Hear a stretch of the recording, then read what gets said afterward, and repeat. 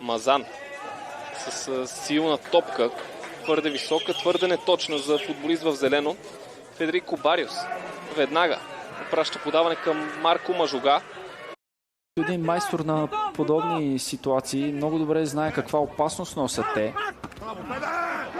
Федерико Бариос вече на какво е способен. Ето го и центрирането отново към него е. Този път обаче Федерико Бариос. Сега центрират наказателното поле без Пляват отделните линии в отбрана на Ботевраца. Центриране на Санянк, без проблеми за Бариос.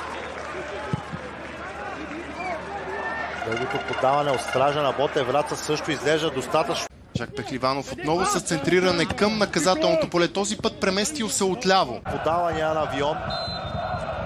В този случай дали ще бъде такъв? Рубио боксира доста уверен. Гостите.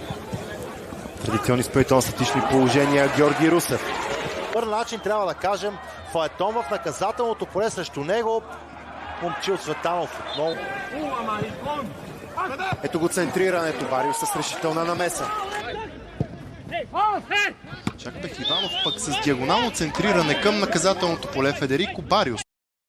Вътрешният полузащитник на Пилин, подаването към Тасев също изглежда добро, предвидли. 12 метра. Бе длъжен да се справи по-добре. Сега именно Иса гони топката. Федерико Нестор Ел Маестро, след като Ел Маестро поет има на ЦСК отново. Мрежата. Да видим какъв ще е отговора на гостите. Подаване в перспектива. Руниева атакува Едуардо Кунде. Федерико Бариос обаче... Сега излиза на чиста позиция Калян Пехливанов. Друг е въпрос. Което продължава да бъде в полза на моряците. Равенство в днешния ден, в днешната вечер.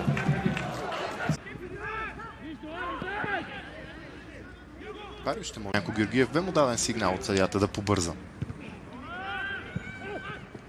Тук трябва да внимават гостите. Федерико Бариос изчита. Колев изключително опасен, когато е с гръб към вратата. Бе много полезен за пореден път при гола с едни дълги топки изритани напред. Разчитайки на физиката на колумбиеца. Той да се пребори.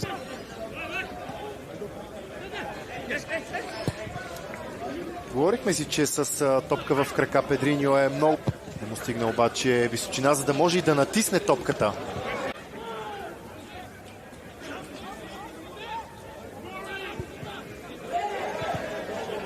Кажем за него. В Педриньо вместо Радослав Кирилов и Руниева. За мен исландският централен нападател. Бариос в защита са Луис Фелипе, Мартин Кавдански, Едуардо Кунде, Брайан Мендоса и Момчил Цветанов като халфбекове. Стефан Велев и Диого на този терен срещу този Хебър влиза в плановете на Христо Янев. Прекрасна топка към Мартин Смоленски. Той отклонява към Брайан Перея. но след успешните няколко начални двубоя на сезона за Берое. Даниел Моралес се изправил 4 пъти срещу ЦСКА и 4-те двубоя е загубил. Голата разлика също. Извършено е нарушение срещу Марк Себайос, не е отсъдено такова. Обаче ситуацията бе обърната на 180 градуса. Ботевраца бе отборът, който рици отляво Роберт Мазан, отдясно Арханисов.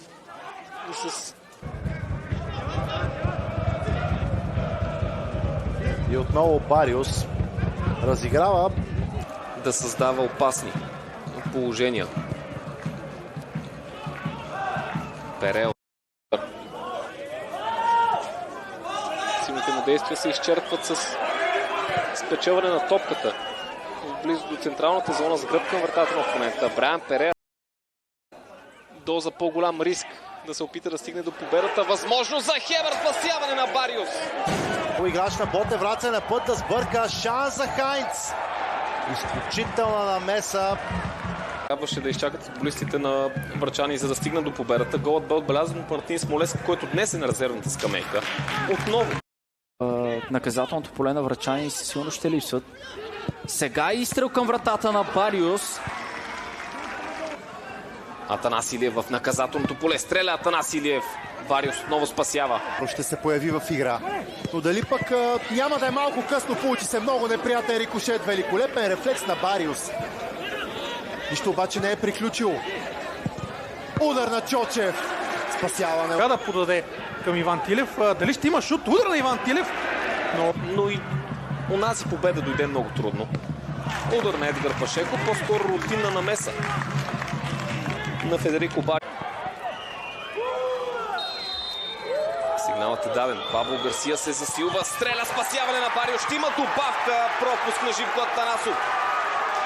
Това е Том в наказателното поле. Центриране. Шанс за Хайнц. Спасяване на Мантасев с страхотен пробив от дясно. Много добро центриране.